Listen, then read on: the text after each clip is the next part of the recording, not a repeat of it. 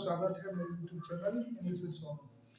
चलिए आज का सेशन हम स्टार्ट करते हैं। जैसे पिछले सेशन में हम लोगों ने पढ़ा एकदम बेसिक वाला जो चैप्टर था, जैसे लेटर किसको बोलते हैं, सेंटेंस किसको बोलते हैं, वर्ड्स किसको बोलते हैं। आज हम जानेंगे कि सेंटेंस के कितने पार्ट्स होते हैं, उसका थोड़ा डिटेल्स जानेंगे। क्लासिफिकेशन नंबर 1 और क्लासिफिकेशन नंबर 2। ठीक है, तो क्लासिफिकेशन नंबर 1 में क्या है और 2 में क्या है उसको थोड़ा समझते हैं यहाँ पर। तो यहाँ पर आप ऐसे देख सकते हैं कि जैसे जिस तरह से सेंटेंस का हमारा 5 टाइप होता है। किसी किसी ग्रामर बुक में 4 ही दिया रहता है, ऑब्जेक्टिव नहीं होता है, लेकिन आपको यहाँ 5 समझना है। वो पहला क्या है, असर्टिव या डिक्लेरेटिव सेंटेंस। दूसरा क्या है, इंटरोगेटिव सेंटेंस। तीसरा इंपैरेटिव सेंटेंस। चौथा एक्सक्लेमेटरी सेंटेंस और पांचवा ऑब्जेक्टिव सेंटेंस। एक एक के बारे में इसके बारे में हम जानते हैं। असर्टिव सेंटेंस या डिक्लेरेटिव सेंटेंस एक ही बात है, नाम अलग अलग है। जैसे ये बोलते हैं that makes statement whether it could be positive और नेगेटिव। ऐसा सेंटेंस जो पॉजिटिव भी लेके आता है बात और नेगेटिव भी लेके आता है। जैसे यहाँ पे एग्जांपल है, ही इज अ डॉक्टर। इसमें कोई भी नेगेटिव सेंस नहीं है, इसमें अभी आपको सिर्फ पॉजिटिव सेंस है। तो जो नेगेटिव पॉजिटिव दोनों लेके आए, तो ही इज अ डॉक्टर, ये पॉजिटिव बात है, तो ये कैसा इसमें आ जाएगा, ये असर्टिव या डिक्लेरेटिव कहते हैं। जो स्टेटमेंट को क्लियर कर दे, स्टेटमेंट अपने बात को क्लियर कर दे, यानी वो पॉजिटिव और नेगेटिव के through. He is not at home, वो घर पर नहीं है, नेगेटिव बात है, स्टेटमेंट क्लियर है। आई प्ले क्रिकेट, मैं क्रिकेट खेलता हूँ। I do not play cricket, मैं क्रिकेट नहीं खेलता हूँ। You are watching my YouTube channel, you are not watching my YouTube channel. तो पॉजिटिव एंड नेगेटिव है। ऐसा सेंटेंस जो पॉजिटिव करे बात लेके आए और नेगेटिव बात लेके आए, दोनों से कोई एक हो, तो हमारा असर्टिव सेंटेंस या डिक्लेरेटिव सेंटेंस के अंदर आता है। क्लियर है, इजी। नेक्स्ट करते हैं, मूव ऑन करते हैं इंटरोगेटिव सेंटेंस। यहाँ पे आपको दिखाई दे रहा होगा क्वेश्चन मार्क। ऐसा सेंटेंस जिसमें लास्ट में क्वेश्चन मार्क लग जाता है तो वो हमेशा क्या कहलाता है, इंटरोगेटिव सेंटेंस। जैसे लिखा है दैट आस्क्स क्वेश्चन, यानी जो क्वेश्चन पूछता है। तो लिखा है हु इज दिस, कौन है ये, सवाल है। क्वेश्चन मार्क इजी नोट हो गया, क्या वो ठीक नहीं है, सवाल है। नोट भी है लेकिन सवाल ही तो है। तो जिसमें सवाल पूछ रहा हो, नोट हो चाहे नहीं हो, क्वेश्चन जैसा फीलिंग आ रहा हो, इंटरोगेटिव सेंटेंस का पार्ट है। एक बात और कि क्वेश्चन यहाँ पे लिखा हुआ कि question is asked in two ways, दो तरीकों से क्वेश्चन पूछा जाता है। पहला लिखा है WH वर्ड्स और दूसरा लिखा है हेल्पिंग वर्ब्स। दुनिया में दो ही तरह से क्वेश्चन होता है, या तो आप किसी से व्हाट, वेयर, हाउ, यानी क्या, क्यों, कब, कहाँ, कैसे सवाल करते हैं, जिसको आपको रिप्लाई करना होता है। दूसरा helping words is, am, are, can, could, sells, could, would, may, might, इस सबसे सवाल होता है, डू, डज, डिड। इसका मतलब क्या है, या तो हम किसी से जानना चाहते हैं हाँ या ना उसके बारे में। जैसे डू यू प्ले क्रिकेट, तो आप कहते हैं यस आई डू, या आई, नो आई डोंट, या yes I play cricket, no I don't play cricket. तो ये हेल्पिंग वर्ड से क्या जवाब मिला, हाँ या ना का। तो ये यहाँ पे कहने का मतलब है कि हमको एक हेल्पिंग वर्ड और WH वर्ड मिलता है क्वेश्चन करने के लिए। दो ही तरीका होता है, ठीक ना। अब नेक्स्ट मूव करते हैं। इंपैरेटिव सेंटेंस किसको बोला जाता है, that shows order command. Order command एक ही बात है, एडवाइस सजेशन एक ही बात है, यानी सलाह, रिक्वेस्ट मतलब आग्रह करना। जिसमें ये तीनों का फीलिंग आता हो, ऐसा सेंटेंस जिसमें तीनों का फीलिंग आता हो, वो इंपैरेटिव सेंटेंस का पार्ट होगा। ठीक है, एक चीज और है इसके अंदर, जैसे लिखा है इट स्टार्ट्स विद वर्ब।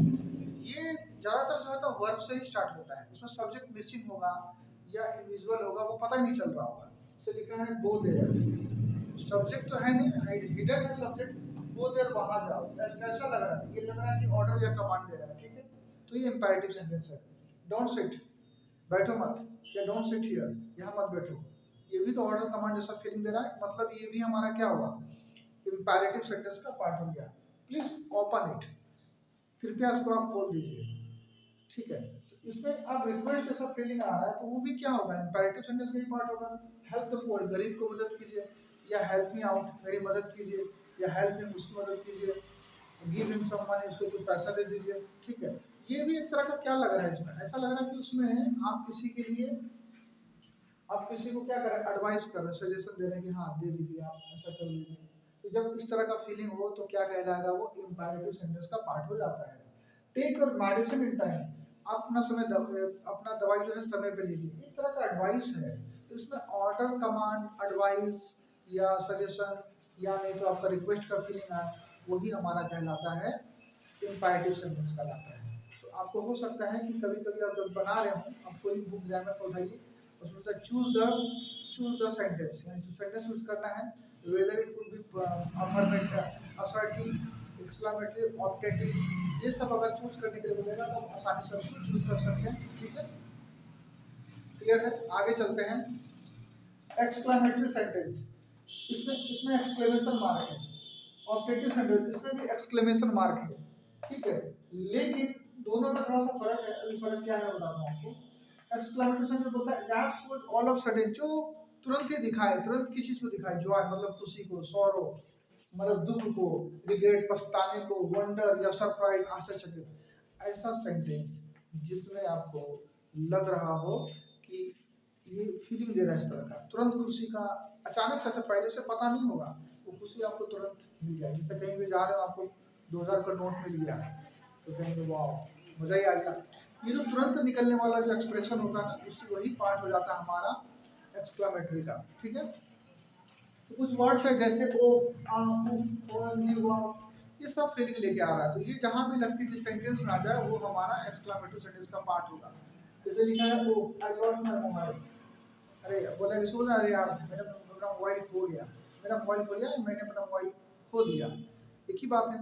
तो ये फीलिंग, अच्छा फीलिंग आ रहा है किस चीज का, तो एक रिग्रेट का और दुख का भी सेंस कह सकते हैं, तो हमारा किसका पार्ट हो जाएगा, एक्सक्लेमेटरी का।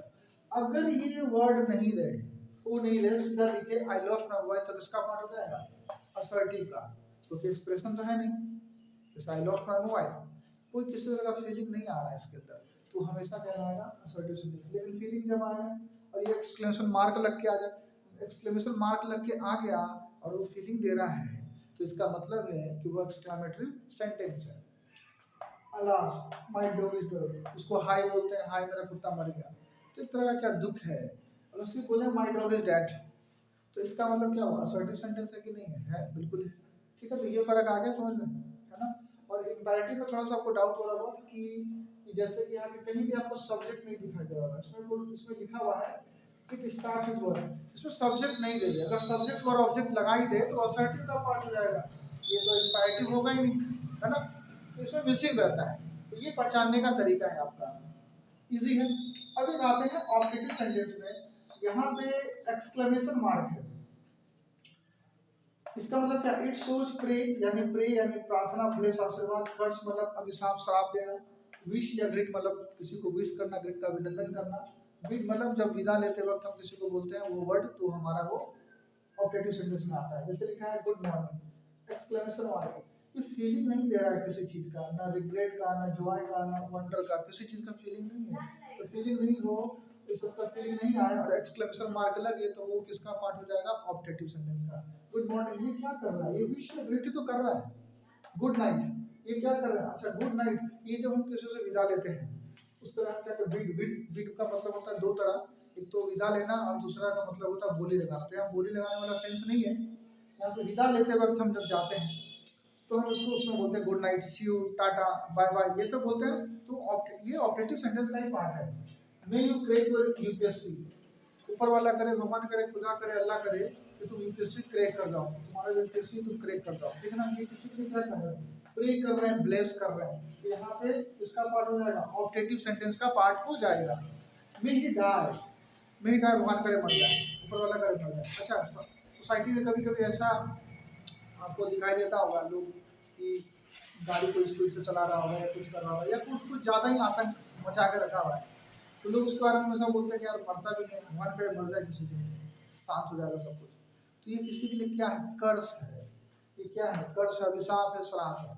तो मे ही डाई, तो ये जो फीलिंग दे रहा होगा वही तो ऑब्जेक्टिव सेंटेंस है। क्लियर है? आई होप यू आपको इतना समझ में आ गया होगा। ठीक है, आगे चलते हैं। छोटा सा वीडियो है, ज़्यादा मैं वीडियो लंबा नहीं बनाता हूँ ताकि आप उसको अच्छे से देख पाइए। कॉपी पेन लेके बैठिए और लिखते जाइए। क्लासिफिकेशन नंबर 2 में क्या कह रहा है, affirmative sentence, negative sentence, interrogative sentence, negative interrogative sentence, ये है क्या, इसको समझते हैं। ये जो रूल, ये जो है, ये जैसे बता दे आपको समझा दिए और यहाँ समझा दें। अफर्मेटिव सेंटेंस क्या होता है, सिर्फ पॉजिटिव सेंटेंस, यानी इस सेंटेंस में क्वेश्चन मार्क, एक्सक्लेमेशन मार्क, ठीक है, किसी तरह का नॉट का फीलिंग, ये सब नहीं आए ये सब का फीलिंग नहीं हो, यानी सिर्फ पॉजिटिव फीलिंग हो, तो वो अफर्मेटिव सेंटेंस है। क्लियर है? ये सब का मतलब नहीं होना चाहिए, ये क्रॉस किया हुआ है यहाँ पे। अच्छा, नेगेटिव सेंटेंस जिसमें नॉट या नो कह सकते हैं, नेवर कह सकते हैं, नोबडी हो सकता है, नो वन हो सकता है, यानी नहीं वाला फीलिंग हो जाएगा। ये ये टिक किया हुआ, सही मार्क किया हुआ, इसका मतलब सिर्फ सिर्फ और सिर्फ यही फीलिंग आना चाहिए, तो वो नेगेटिव सेंटेंस है। क्लियर है? अब बात ये है कि अगर कोई पूछे कि he is a doctor, assertive या असर्टिव सेंटेंस है या अफर्मेटिव सेंटेंस है, तो ये दोनों में बात हो सकता है, ये असर्टिव भी हो सकता है, अफर्मेटिव भी हो सकता है। He is not at home, वो घर पर नहीं है, नेगेटिव होगा या असर्टिव होगा, ये दोनों हो सकता है, लेकिन किसको माने? बात तो ये है यहाँ पे। तो ग्रामर की भाषा में तो ये यूज कर रहे हैं कि हाँ, ज्यादातर बोलते हैं कि असर्टिव सेंटेंस है, क्योंकि पॉजिटिव नेगेटिव फीलिंग लेके आए। फिर इसका क्या यूज रहा?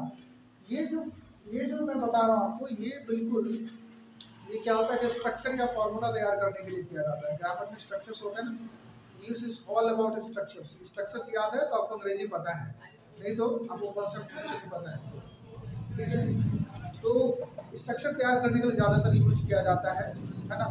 ये दोनों में हो सकता है।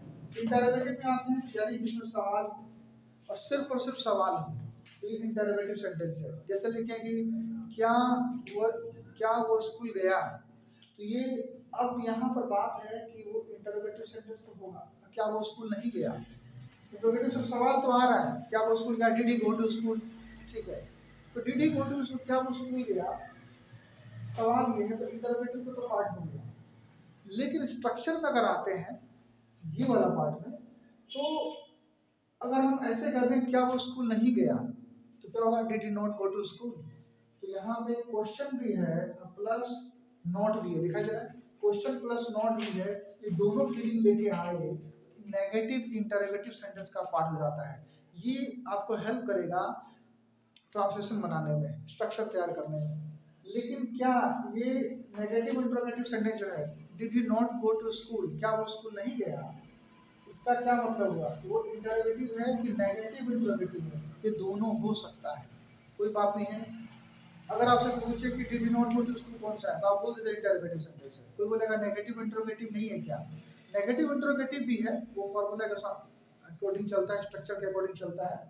ग्रामर की भाषा में ही करेंगे ना, क्योंकि दुनिया में कोई सेंटेंस बना है तो इस पांचों से बाहर नहीं बना है, इतना बात ध्यान में रख लेना है।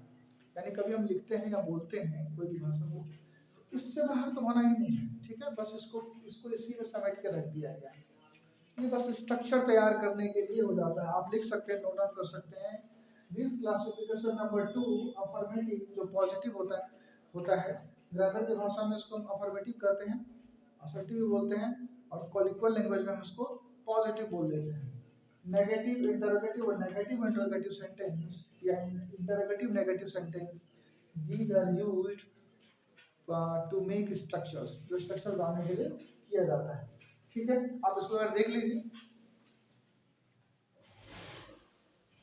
ठीक है, आई होप ये वीडियो अच्छा लगा होगा, आप इसको नोट डाउन करते रहिए और आगे की वीडियो के लिए बने रहिए। Thank you so much.